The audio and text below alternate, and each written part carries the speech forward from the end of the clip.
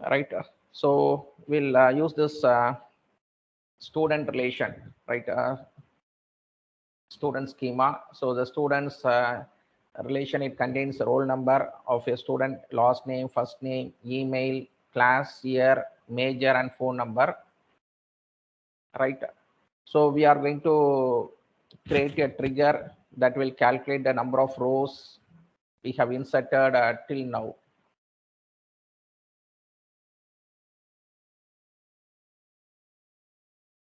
Right.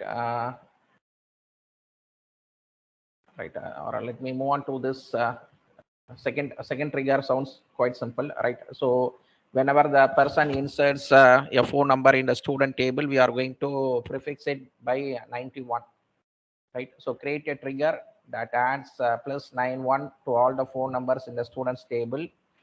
Test and see if the trigger works properly by inserting and updating some data in a table. So you insert whenever you create a trigger, right, ensure that drop trigger name, right? So drop trigger add 91. Then the command for creating a trigger is that create trigger name. So create trigger, in this case trigger name is going to be add 91 before insert on student, right? So before you perform insert operation on student table, for each row set new dot phone number, right? So whenever you want to refer to the new value of an attribute, set new dot phone number is equal to concat 91 comma new dot phone number, right? So whenever you insert a student Paul, chemical engineering, with some phone number, automatically his phone number will be prefixed by 91, right? So this is how we work with a simple trigger, right? So create trigger name. So before insert, right, you can perform before or after some DML statement, right? So before insert on table, here table is going to be student for each row. So why do we go for each row? So that the trigger will be executed across all the records in the table. So for each row, set new dot phone number, right? So phone number was the original attribute. Old dot phone number refers to the old value of the phone number.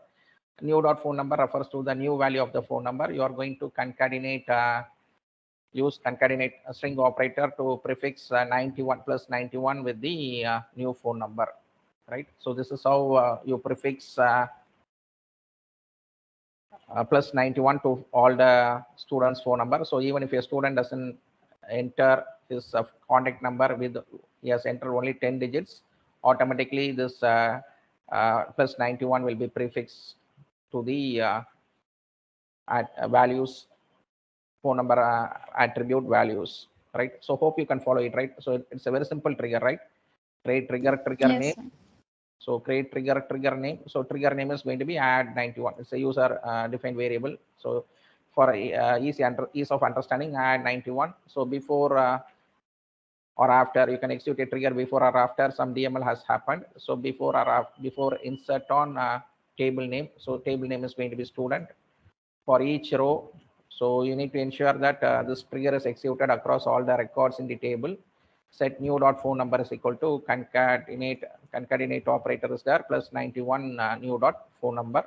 So once you insert some values into the uh, table, student table, automatically once you put display select or from student, automatically you can check that uh, the student contact number is prefixed with plus 91, right? So this can be one example for trigger, right? So similar to whatever we have discussed uh, in the presentation, we are going to have a trigger to prevent any student named John to be inserted into the table, right? So we need to ensure that some users are not allowed to some users details are not allowed to be inserted into the table, like, so we have seen an example like how the user should not be able to change the date of birth attribute. Similarly here we need to ensure that a student named John has to be prevented from inserted into any table, right? So here again the best practice here is that you need to drop the trigger no John. So once you work out with a trigger, checks verified whether it's working, then you can drop the trigger. Else it will create some unnecessary exceptions. So drop trigger no John. So you need to define delimiter $, right? So create trigger name. So here the trigger name is you need not have John in the table, right? So create trigger no John. So before insert on student, for each row, right? As I said that after begin, you can have this declaration statements. So we are going to declare message as a variable character data type of 32 bytes, and default the message value is going to be null, right? So if new dot first name, right? So if the first name is going to be new dot first name, the variable name is going to be first name. So if the user wants to insert John, if new dot first name is equal to John, or new dot first name equal to John, right? So the first letter is capital in the next variable. Then set message equal to error. So you are going to display a signal state 45,000. Set message text equal to message end if end dollar delimiter, right? So by this way, by this trigger, you will be will not allow a person details John to be entered inside the student table. So you can generate an exception when someone tries to insert some student detailed named John inside the table, right? Let me, right. So I want to teach you this trigger. So whenever create a trigger that whenever you perform an insert operation or update operation or delete operation occurs on a student table, a row is added to the student log table recording the date, the user, and the action, right? So you have your student table.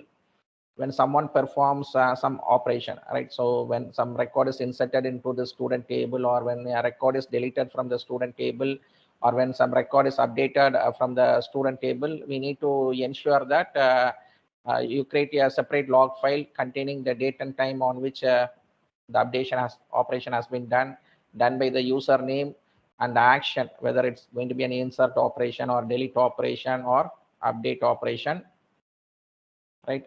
So here you are going to have three triggers running together simultaneously in a procedure. So initially we'll drop the triggers: drop trigger insertion log, drop trigger updation log, drop trigger deletion log. We'll also create a table student log containing the date, the user details who have done the update operation, and the action performed on the student log, right? So create trigger insertion log. After insert on student table, for each row, insert into student log values. Now, so this now keyword is used to record the current date and time. User name, it gives the username who has performed this insertion operation, and the type of action is going to be insert, right? Similarly, we are going to extend it, and you are going to have create trigger update log. After update on student, for each row, insert into student log values. Now user update, right? So the same thing is repeated. So create trigger update log. After update on student, for each row, insert into student log values the date and time on which the updation is done, the name of the user who has done the updation, and the type of action update. And similarly, create trigger deletion log. After delete on student, for each row, insert into student log values the date and time on which the deletion operation is being done, the name of the user who has done the deletion, and the type of action is being recorded, right? So this is about a small introduction to working with triggers, right? So triggers are used to generate some log files whenever you perform insert operation or delete operation or update operation on your table, right? So this code gives the how to generate log files whenever you are going to perform insert operation, delete operation, or update operation on your table.